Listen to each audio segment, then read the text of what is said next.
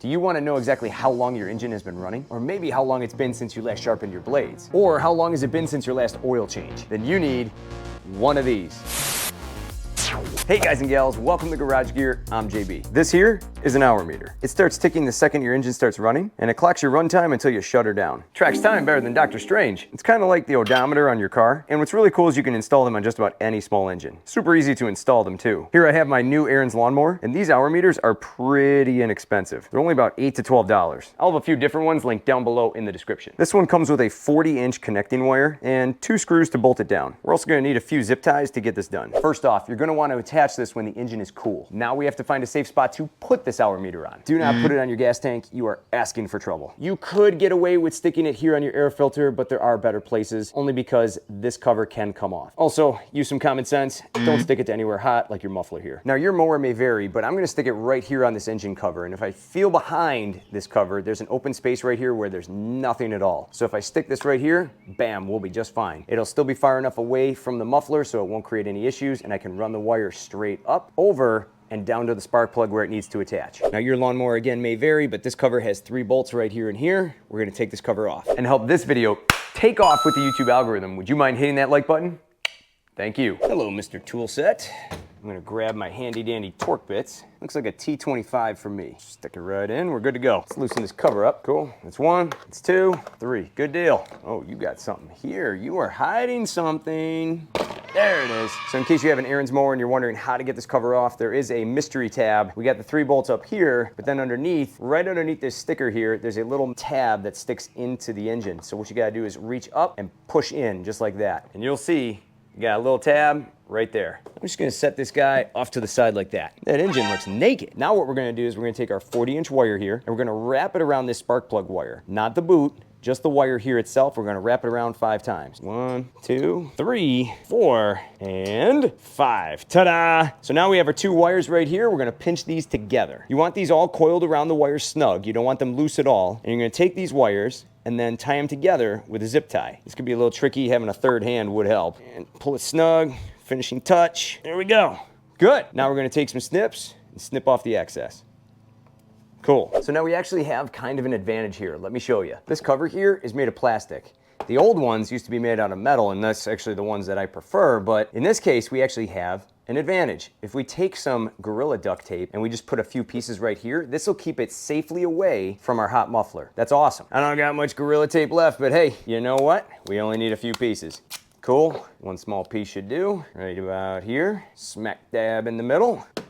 Good. Now to further help myself out and get this wire completely away from this hot muffler, what I can do is take some more tape, just a small piece. And again, this is still plastic here. I can just kind of cinch it right in there, tape it down, and she ain't going nowhere. She's safely out of the way now. Perfect. So now if I gently place my cover back where it needs to be, look at that. We have our wire right where it's going to come out. And this is exactly where our hour meter needs to go. So right here is where our hour meter is going to go. And if I take a pencil and I stick it through each of the holes, you can see that we have the ability to make a dot here on the panel. That'll help us out. I'm gonna take my hour meter right here. I'm gonna press in a little bit. Boom, boom. Cool. That should do. What I'm also gonna do is put a small hole right about here. So I'm gonna draw that just off to the side, maybe a 1/4 inch away, right there. You can see that I got a dot right there, there, and there. Perfect. This dot right here is actually going to be for our cable. We're going to sneak it up through this hole, hook it into our hour meter that way. So that way there's nothing dangling, potentially touching our hot muffler. So now the screws that are going to go in to hold this hour meter down are teeny tiny, and you're going to want a very small drill bit to drill your holes. You're going to want a drill bit smaller than the screws themselves. Now if you're concerned about drilling into the panel like this, don't be. It's not that big of a deal. You'll be fine. I'd actually be a little more concerned about running over some rocks and sticks in my yard than I would be drilling 2 or 3 tiny holes into a cover. All right, let's get drilling. I'm gonna pull this cover away just for some added safety. We're gonna go into our first hole. This should go pretty quick. Boom, just like that. We're in. Second hole. Easy peasy. Now for the hole here on the side, that's gonna be our cable hole. What I'm actually gonna do is step up to about an 1/8 inch bit. That way I can get a little bit more room to get the cable through. Let's drill. There we go. Perfect. Clean, clean, clean. Good. That is all the drilling that you got to do right there. That's it. Get the crumbs off the mower deck here. Now the first thing I'm going to do is feed the cord through our bigger hole here at the bottom. There we go. I'm going to pull it through, but you see this loop here? Leave a little bit, because if you ever have to get underneath this cover to repair something, you're going to want a little bit of slack. So that way it's not ripping at this cord. Leave a little bit and we'll take care of that later. Now I got my hour meter here. I placed it where it needs to go. I'm going to take my wire. I'm going to drape it into this slot here on the back. I'm going to take my trusty tiny Craftsman screwdriver and just wedge it in. You want to push it in as far as it'll go. Push it all the way down. Cool. So now for our next step, we're actually going to screw this guy down, and you're going to want something like a narrow screwdriver like this, because you need to get that screwdriver into the hole here, and you want to place these in with something like a screwdriver, not an impact driver, because that could actually end up stripping out your plastic, and that would be bad. Get these guys in here. He's going in now. That's good right there. That's one. Just one screw's holding that thing on right now. Now we go for the other. Perfection. You're going in whether you want to or not, pal. That hour meter is now part of that panel. That's great. Now all we gotta do is we're just gonna reach behind, pull this cord through. Look at how snug and neat that looks. That's awesome. Now this part here, this is the easy part. We're just gonna take this wire, we're gonna bundle it up. I'm gonna take a thin strip of my Gorilla duct tape here and just kind of wrap it around it. Nice and snug. That'll do. And then from here, I'm just gonna take one more piece, stick it on just like so, and we're gonna tuck it up behind our panel, and you wouldn't even know it's there. At this point, all we gotta do is snap back on our cover. So we're gonna snap in the front. She's in place. We're gonna take our first bolt, stick that in, and screw it down. Good. Next one in the back. Good. And the last one here on the side. Good. I'll tell you what, that is one mean looking hour meter. She looks clean, she's all set. So if you're ready, I'm ready. Let's go run the clock up.